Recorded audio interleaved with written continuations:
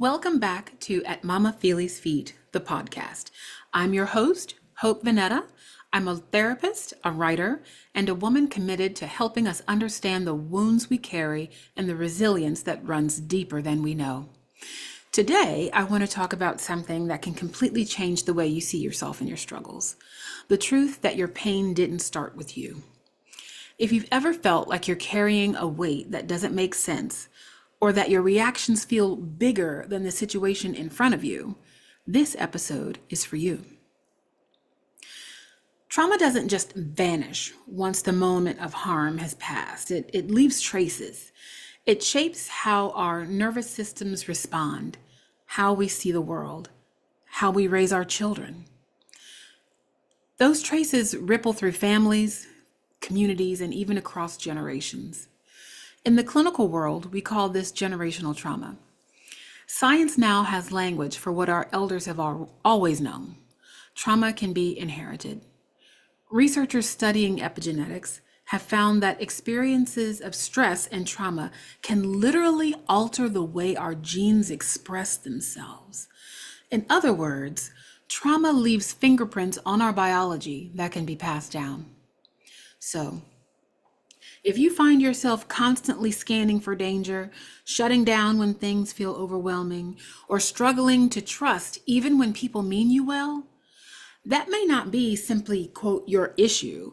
It may be the echo of generations of survival still humming in your body today.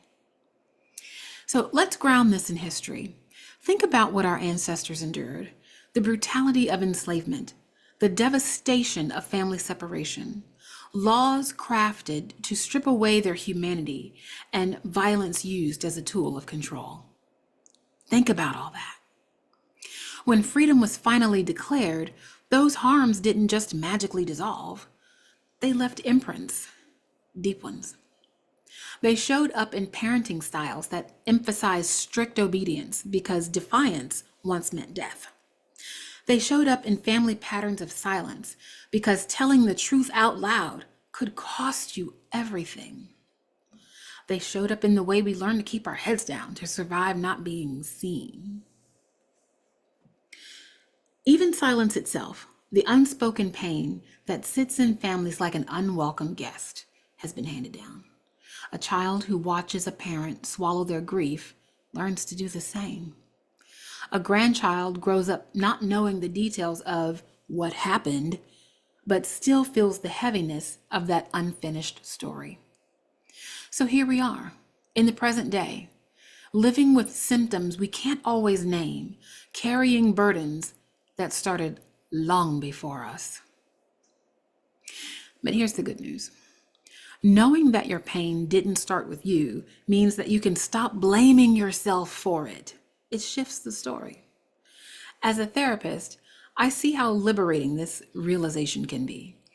When people begin to recognize that their anxiety, their hypervigilance, or their mistrust just didn't appear out of nowhere, but are connected to patterns of survival passed down through generations, shame begins to shift. What once might have felt like a personal flaw can be reframed as a survival strategy. Hypervigilance? That's the legacy of a people who had to stay alert to live another day. Silence? That was a way of protecting the family from further harm. Overfunctioning? That's what you do when the survival of others depends on your strength.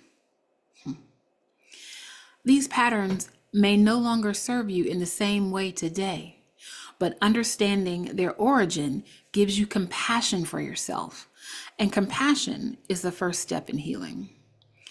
When you know the roots, you can grieve what was lost, you can honor what was endured, and you can begin to choose a new way forward. The pain may not have started with you, but the healing, oh yes, absolutely, that can. So if you've been carrying pain that feels bigger than your own story, please hear me. You are not broken and you are not alone. Your pain didn't start with you, but your healing can. That's really the heart of At Mama Feely's Feet. It's about naming the trauma, reclaiming the resilience, and walking together towards wholeness. In the next episode, we'll talk more about what complex PTSD looks like in everyday life and why it's so often misunderstood. So until then, remember that your story matters, your healing matters, and you are not alone. Before we close, though, I want to remind you that this podcast is for educational and inspirational purposes only, and it is not a substitute for a therapeutic relationship with a licensed mental health professional.